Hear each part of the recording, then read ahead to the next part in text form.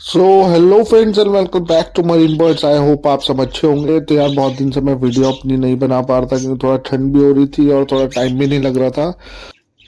तो जैसे कि आप थंबनेल में देख ही चुके हैं कि आज का हमारा जो टॉपिक है वो है कॉकटेल की फास्ट पेयरिंग के ऊपर, कि हम कॉकटेल की जो पेयरिंग है वो किस तरीके से कर सकते हैं। क्योंकि बहुत से भाइयों ने मेरे से बर्ड्स लिए थे और वो बोल रहे थे कि हमारी पेयरिंग नहीं हो पा रही है। तो एक्चुअली कुछ लोगों को पता नहीं होता कि पेयरिंग किस तरीके से की जाती है। उस सब की मैं आपको डिटेल में बताऊंगा, लेकिन उससे पहले मैं उन सब लोगों का थैंक यू बोलता हूँ जिन लोगों ने मेरे चैनल को सब्सक्राइब किया है और मेरी वीडियोस को देखते हैं और उन्हें लाइक करते हैं। उसके लिए थैंक यू सो मच। और जो लोग इस वीडियो को फर्स्ट टाइम देख रहे हैं, आप लोग भी मेरे चैनल की और वीडियोस भी देख सकते हैं, तो आपको काफ़ी अच्छी इन्फॉर्मेशन बर्ड के बारे में मिलेंगी। तो चलिए चलते हैं और अपने टॉपिक को शुरू करते हैं। तो फ्रेंड्स, दो तरीके की बर्ड्स होती हैं जो हम लेकर आते हैं। एक तो वो बर्ड होता है जो कि पहले से ब्रीड कर चुका है किसी मेल फीमेल के साथ, और एक बर्ड वो होता है कि जिसने अभी तक कोई भी मतलब ब्रीड ही नहीं की है और आप उसे ले आए हैं। तो इन दोनों का जो पेयरिंग का तरीका है वो थोड़ा सा अलग होता है और इसका हमें ध्यान रखना है, अदरवाइज कई बार प्रॉब्लम भी हो जाती है। वो भी मैं आपको बताता हूँ कि किस तरीके की प्रॉब्लम हो जाती है और हमारा पैर लगता ही नहीं है कभी भी। आप उन्हें एक केज में रखिए कितने भी दिन, लेकिन वो कभी भी आपका ब्रीड करेंगे ही नहीं। तो फॉर एग्जांपल हम एक जो है मेल ले लेते हैं, कि मान लीजिए मेरे पास एक मेल है सेमीडल टाइप का जिसने आज तक कभी ब्रीड नहीं की है।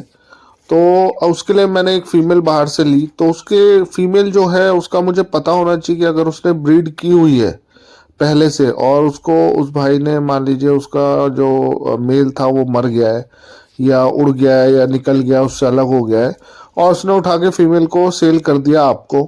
तो आपको करना क्या है कि जब वो सेटअप से आती है तो उसको आपको उसके एक अलग केज में रखना है और दो मेल है आपका उसके बिल्कुल सामने वाले केज में रखना है, जो कि आपने और वीडियोस में भी देखा होगा। तो उनको टाइम देना है ताकि वो एक दूसरे को जान सके, और जो फीमेल आपके पास बाहर से आई है उसको अपने सेटअप पे और खुद के साथ सेटल होने का टाइम देना है। क्योंकि अगर आप उसे डायरेक्टली मेल के साथ छोड़ देंगे तो मेल पहले से एग्रेसिव बैठा हुआ है और वो आपकी उस फीमेल को एकदम से डराएगा, उसके पास जाने की कोशिश करेगा और वो फीमेल जो है डर जाएगी और हो सकता है कि वो उससे जल्दी से पेयरिंग ना करे।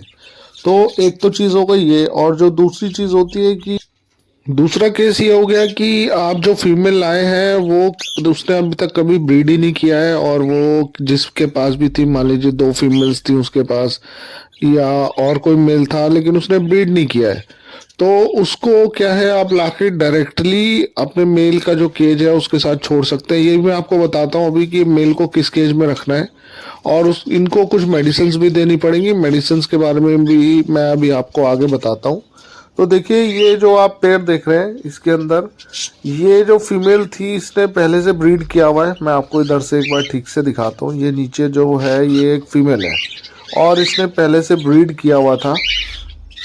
इसका जो मेल था वो मैंने किसी को दे दिया। अब इसकी जब फीमेल मैंने इस वाले मेल के साथ छोड़ी तो मेल तो इंटरेस्टेड है। आप देखिए मेल ऊपर से देख रहा है उसको और अभी कोशिश करेगा इसके आसपास आने की, लेकिन जो फीमेल है उसको अभी इसमें इंटरेस्ट नहीं है और वो थोड़ा गुस्से में भी है। वो इस मेल में बिल्कुल भी इंटरेस्ट नहीं दिखा रही है।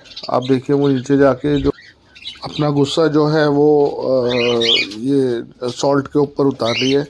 एक मेल देखिए मैंने इसके अंदर भी छोड़ा हुआ है, जो इसकी फीमेल थी वो मैंने इससे अभी अलग की है और उस वाली फीमेल को मैंने उधर आगे आप देख सकते हैं नेक्स्ट वाले केज में ऊपर की साइड अगर आप देख पा रहे हैं तो वहाँ पे बैठी हुई है। तो देखिए मेल नीचे आके उसमें इंटरेस्ट लेने की कोशिश कर रहा है, लेकिन फीमेल को अभी उसमें ऐसा कोई इंटरेस्ट नहीं है। तो ऐसी अगर किसी फीमेल के साथ हमें पेयरिंग करनी है तो हमें इस फीमेल को बिल्कुल अलग रखना पड़ेगा ताकि वो अपना जो पास्ट है उसको पूरी तरीके से भूल पाए और फिर दोबारा से, ये देखिए वो गुस्सा दिखा रही है मेल को बिल्कुल भी पास नहीं आने दे रही है। तो इस केसेस में ऐसा ही होता है। तो हमें जो दूसरे तरीके की फीमेल्स हैं जो कि जिन्होंने कभी ब्रीड नहीं की या किसी के साथ पेयरिंग नहीं हुई, तो उसको हम इनके साथ इजीली छोड़ सकते हैं। हो सकता है एकदम छोड़ते ही पेयरिंग हो जाए, या हो सकता है 2-4 दिन में वो उसको अटैक कर लेगा और उससे पेयरिंग कर लेगा। तो उसको जो मेल को हमें किस केज में रखना है, मेल को हमें उस केज में रखना है जिस केज में हमें ब्रीडिंग लेनी है।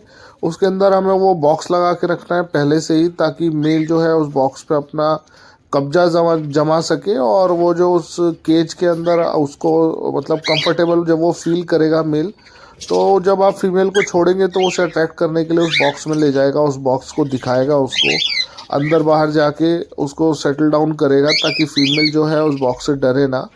और जब दोनों कंफर्टेबल हो जाएंगे, उन्हें लगेगा कि हाँ यहाँ पर हमें कोई डर नहीं है, और जब हम अपने बच्चे निकालेंगे तो उनको भी यहाँ पर कोई ख़तरा नहीं है, तो वो फिर ब्रीड कर जाएंगे।